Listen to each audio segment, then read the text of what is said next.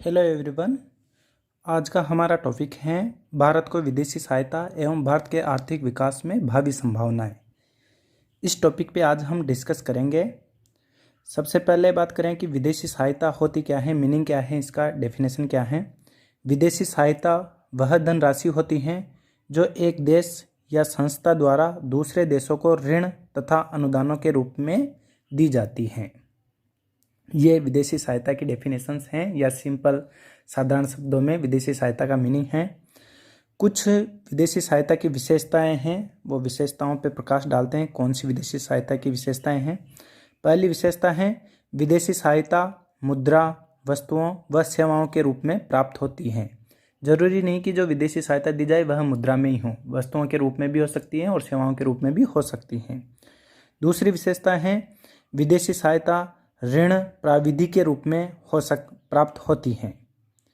तीसरी, विदेशी सहायता मुख्यतः आर्थिक विकास के लिए दी जाती है, यानी जो विदेशी सहायता दी जाती है उसका मेन ऑब्जेक्ट दूसरे देश का इकोनॉमिक डेवलपमेंट करना होता है, इसके लिए दी जाती है। चौथी विशेषता है आकस्मिक दान या उपहार भी विदेशी सहायता में शामिल नहीं किए जाते। यानी किसी देश ने अगर दूसरे देश को दान स्वरूप कोई राशि भेंट की है या उपहार स्वरूप कोई राशि भेंट की है, वस्तु या सेवा या मुद्रा, उसको विदेशी सहायता में शामिल नहीं किया जाता। नेक्स्ट है विदेशी सहायता के अंतर्गत पूंजी का हस्तांतरण रियायती शर्तों पर किया जाता है या कठोर शर्तों पर भी हस्तांतरण हो सकता है, कि जरूरी नहीं यदि मुद्रा के माध्यम से सहायता की है तो उसके हस्तांतरण की शर्तें रियायत भी हो सकती है, यानी कुछ छूट के साथ भी हो सकती हैं, और कठोर शर्तों के साथ भी विदेशी सहायता दी जा सकती है। ये डिपेंड करता है दो देशों के बीच व्यवहार कैसा है। और लास्ट विशेषता है विदेशी सहायता राजनीतिक उद्देश्यों से प्रेरित भी हो सकती है।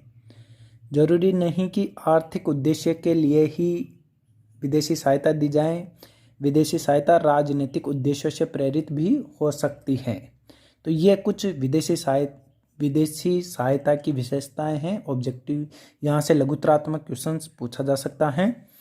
अब बात करते हैं विदेशी सहायता के रूप, फॉर्म्स ऑफ फॉरेन एड। विदेशी सहायता के रूप कौन कौन से रूप हैं? विदेशी सहायता मुख्यतः दो रूपों के माध्यम से दी जा सकती है, ऋण के माध्यम से, और सेकंड है ग्रांट्स, अनुदान के रूप में। ऋण की बात करें तो ऋण उधार लेने तथा उधार देने वाले दोनों के लिए ही सुविधाजनक व गौरवपूर्ण होता है। विदेशी सहायता ज़्यादातर ऋण के रूप में ही दी जाती है। उधार देने वाले देश को ब्याज तो मिलता ही है, साथ में मित्रता का निर्वहन भी हो जाता है। उधार लेने वाले देश को चूंकि एक निश्चित अवधि के बाद ब्याज सहित मूलधन लौटाना होता है, अतः उसका दायित्व बढ़ जाता है तथा वह उस ऋण का सर्वोत्तम उपयोग करता है। तो ऋण दोनों की दृष्टि से उचित है, चाहे उधार देने वाले देश हो या उधार लेने वाला देश हो। दूसरा जो रूप है वित्तीय सहायता का वो है ग्रांट्स, अनुदान। सामान्यतः विकसित राष्ट्रों के द्वारा अल्प विकसित राष्ट्रों को प्राकृतिक आपदाओं से बचाव हेतु वस्तुएं एवं सेवाएं अनुदान के रूप में दी जाती हैं।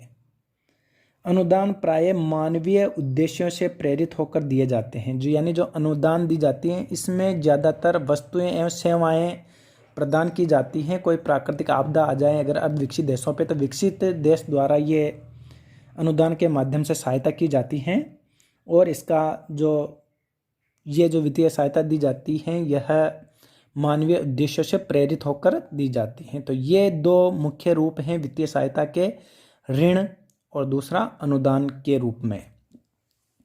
अब बात करते हैं वित्तीय सहायता के प्रकार। वित्तीय सहायता कितने प्रकार की होती हैं?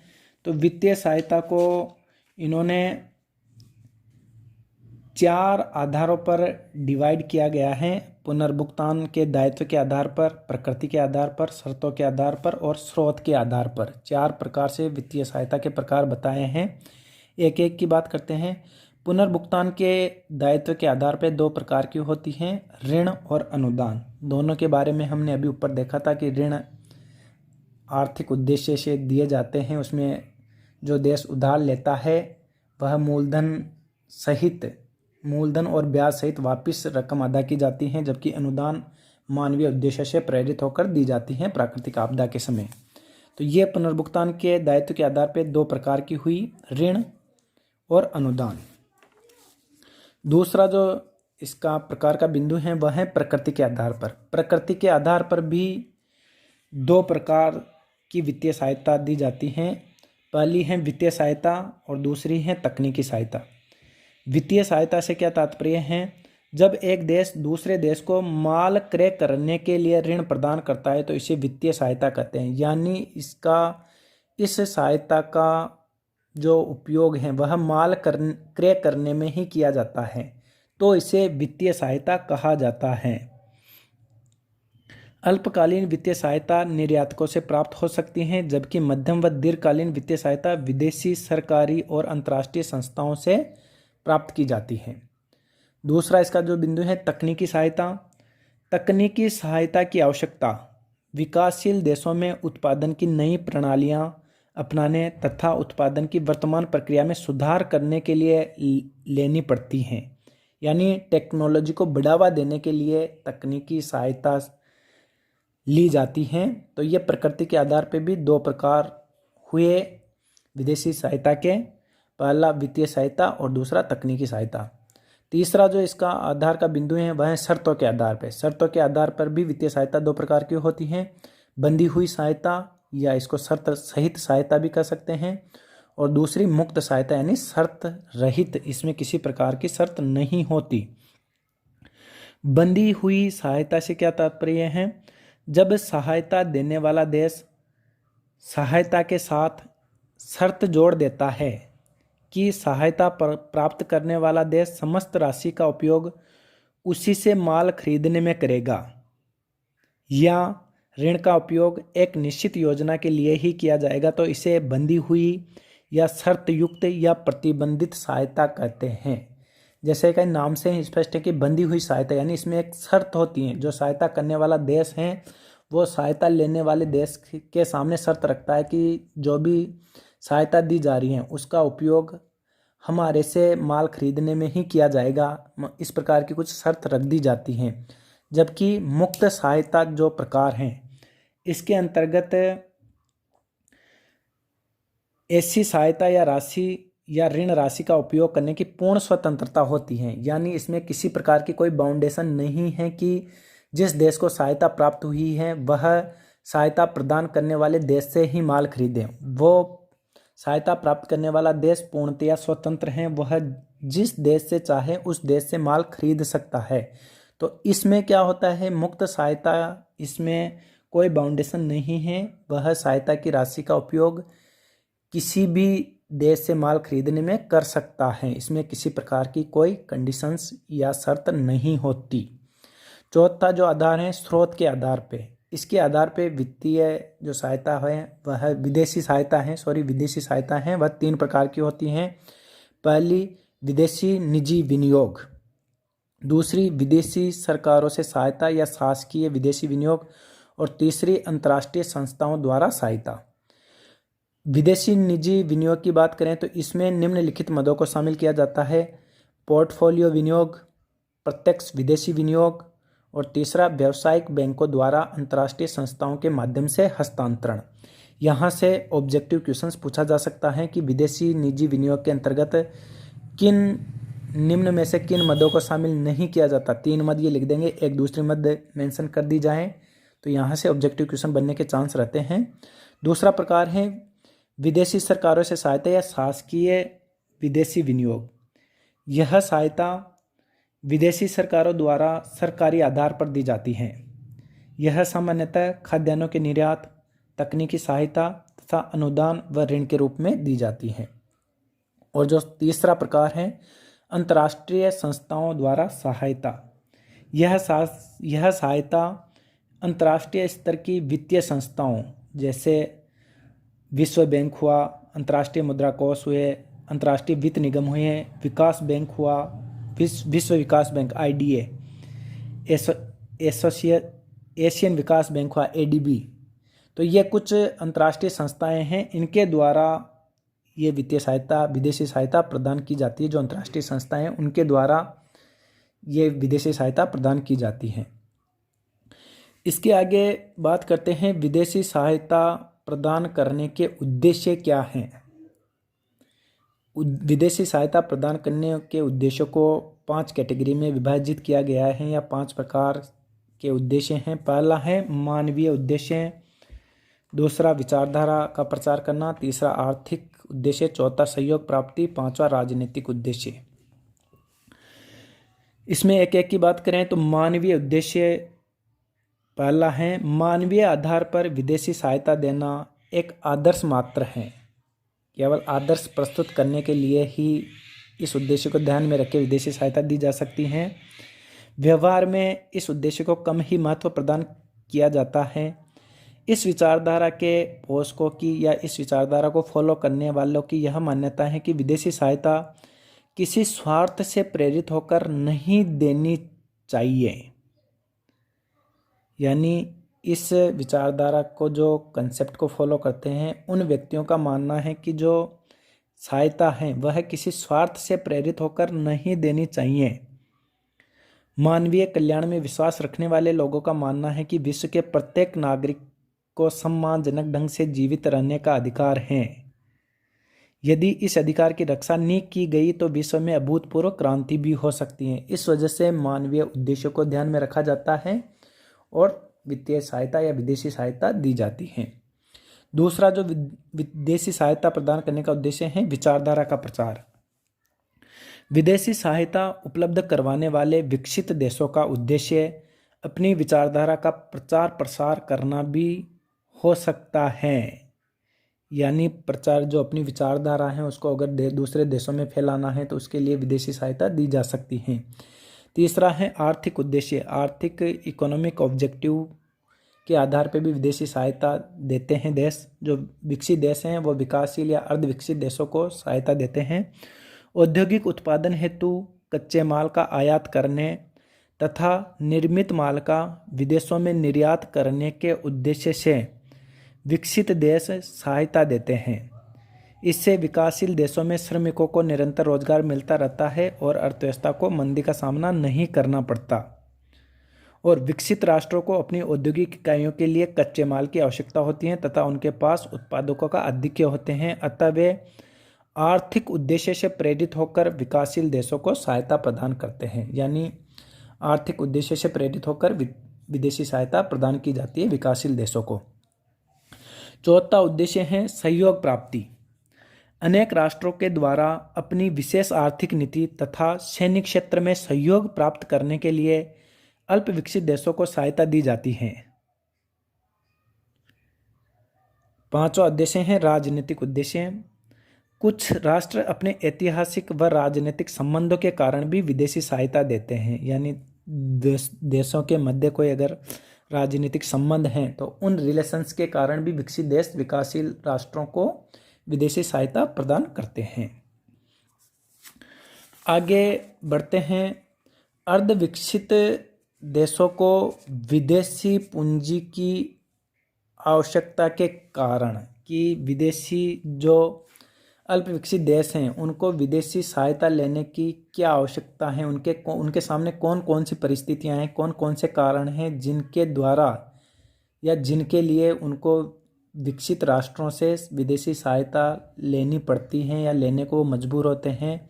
यहाँ से बड़ा क्वेश्चंस बन सकते हैं। अब पहला पॉइंट्स हैं, मैंने गिने चुने पॉइंट्स लिखे हैं, इनसे ज़्यादा भी पॉइंट्स हो सकते हैं। पहला पॉइंट्स है निर्धनता के कुचक्र को तोड़ना। अल्प विकसित या अर्ध विकसित देश निर्धनता के कुचक्र में जकड़े हुए होते हैं। इस कारण बचतों का परिणाम अत्यंत अल्प होता है। विनियोजन का नीचा स्तर अर्थव्यवस्था को सदैव आय, उत्पादन, रोजगार के न्यूनतम स्तर पर बनाए रखता है। यानी पूरा जो देश है अल्प विकसित देश है वह निर्धनता के कुचक्र में फंस जाता है। हर एक्टिविटी निम्न स्तर पर होती है तो इस कुचक्र को तोड़ने के लिए आवश्यक हो जाता है कि बड़ी मात्रा में विदेशी पूंजी प्राप्त करके विनियोजन किया जाए। इस वजह से वो विदेशी सहायता लेते हैं विकसित राष्ट्रों से। दूसरा इसका बिंदु है आर्थिक विकास और बचत। अल्प विकसित और विकासशील देश अपने नागरिकों के जीवन स्तर को ऊंचा उठाने के लिए प्रति व्यक्ति आय में तीव्र गति से वृद्धि करना चाहते हैं। यदि पूंजी उत्पाद अनुपात स्थिर हैं तो तीव्र आर्थिक वृद्धि के लिए अधिक विनियोग की जरूरत पड़ेगी और इसके लिए विदेशी सहायता की आवश्यकता तब तक पड़ेगी जब तक कि आय का स्तर इतना ऊंचा न हो जाए कि घरेलू बचत और घरेलू विनियोग एक दूसरे के बराबर हो जाएं। और अतः इस वजह से ज़्यादा मात्रा में विनियोग करने के लिए विदेशी पूंजी की आवश्यकता की महसूस की जाने लगती है। इस वजह से विदेशी सहायता ली जाती है। तीसरा कारण है प्राविधिक ज्ञान व प्रबंधकीय योग्यता। अर्धविकसित या विकासशील देशों में न केवल पूंजी की समस्या होती है बल्कि उनके सामने टेक्निकल ज्ञान व प्रबंधकीय दक्षता का भी अभाव पाया जाता है। वित्तीय सहायता को यदि तकनीकी सहायता का संबल मिल जाए तो वांछित विकास की दर प्राप्त की जा सकती है। विदेशी सहायता द्वारा प्रशिक्षित मानव शक्ति, ज्ञान, सूचना आदि की आवश्यकता की पूर्ति की जा सकती है। इस वजह से विदेशी सहायता ली जाती है ताकि विदेशी सहायता के साथ साथ तकनीकी ज्ञान और प्रबंधकीय योग्यता की भी सहायता मिल जाए अल्पविकसित देशों को। नेक्स्ट है प्राकृतिक साधनों का विदोहन। अल्प विकसित या विकासशील देश ऐसे बहुत सारे देश हैं जिनके पास संसाधनों की कोई कमी नहीं है। प्राकृतिक संसाधन प्रचुर मात्रा में है लेकिन पूंजी के अभाव में उनका विदोहन या पूर्ण उपयोग नहीं हो पा रहा। इस वजह से पूंजी की कमी को दूर करने के लिए वो विकसित राष्ट्रों से विदेशी सहायता प्राप्त करते हैं जिससे कि उनके जो प्राकृतिक रिसोर्सेज हैं उनका मैक्सिमम यूटिलाइजेशन किया जा सके। नेक्स्ट है रोजगार के अवसरों में वृद्धि। विदेशी सहायता से देश में प्राकृतिक संसाधनों का कुशलतम उपयोग होता है और नए नए उद्योग स्थापित होते हैं, क्योंकि जैसे जैसे इंडस्ट्री एक्टिविटी बढ़ेगी, उद्योग धंधे बढ़ेंगे तो ऑटोमेटिकली लोगों को रोजगार मिलेगा और देश में रोजगार के अवसरों में वृद्धि होगी। नेक्स्ट है भुगतान संतुलन को संतुलित करना। जो बैलेंस ऑफ पेमेंट है इसको संतुलित बनाए रखना या संतुलित करना। आयात बढ़ने एवं निर्यात घटने के कारण विकासशील देशों के सामने भुगतान संतुलन की कठिनाइयां उत्पन्न होने लग जाती हैं, भुगतान असंतुलित होने लग जाता है। विदेशी पूंजी की प्राप्ति के द्वारा इन कठिनाइयों का समाधान किया जा सकता है, यानी कुछ सीमा तक जो भुगतान संतुलन है इसको संतुलित किया जा सकता है विदेशी ऋण के माध्यम से या विदेशी सहायता के माध्यम से। नेक्स्ट है सरकारी राजस्व में वृद्धि। विदेशी पूंजी का जब किसी देश में विनियोजन किया जाता है तो इससे नए नए व्यवसायों, उद्योगों की स्थापना होती है, इंडस्ट्री को बढ़ावा मिलता है देश में, जिससे विनियोजकों को लाभ प्राप्त होता है और इसका लाभ डायरेक्टली उस देश की सरकार को मिलता है। टैक्स के रूप में, राजस्व के रूप में उत्तरोत्तर वृद्धि होती है। नेक्स्ट है जीवन स्तर में सुधार। विकसित और विकासशील देशों के नागरिकों को जीवन स्तर में बहुत अंतर पाया जाता है। जो लिविंग ऑफ स्टैंडर्ड देखेंगे, लाइफ स्टैंडर्ड देखेंगे विकासशील देशों का और विकसित देशों का, तो उनमें बहुत कंपैरिजन है, बहुत अंतर है। विकासशील देशों में नागरिकों का जीवन स्तर अत्यंत निम्न होता है। विदेशी पूंजी के उपयोग से देश में उत्पादकता में वृद्धि होती है, श्रमिकों की आय बढ़ती है तथा उपभोक्ताओं को पर्याप्त मात्रा में उपभोग की जाने वाली वस्तुएं उपलब्ध होती हैं। इससे लोगों के जीवन स्तर में सुधार होता है। तो ये कुछ कारण मैंने यहाँ मेंशन किए हैं। इन कारणों को देखते हुए या ये आवश्यकता के बिंदु हैं जिनके आधार पर ही अल्प विकसित या अर्धविकसित देश या विकासशील देश विकसित राष्ट्रों से विदेशी सहायता लेते हैं। और भी कई कारण हैं। आधारभूत संरचना का विकास, पूंजी निर्माण, प्रदर्शन प्रभाव, सांस्कृतिक संबंध, घरेलू उपभोग का उच्च स्तर, स्फीति रहित विकास, विदेशी विनिमय की दुर्लभता। लेकिन मैं समझता हूँ कि ये 7-8 बिंदु जो निबंधात्मक क्वेश्चन है उसको कंप्लीट करने में पूर्णतया सही हैं, उसको सॉल्व किया जा सकता है यदि इतने बिंदु आपको याद हैं तो। इससे आगे हम कल पढ़ेंगे। धन्यवाद।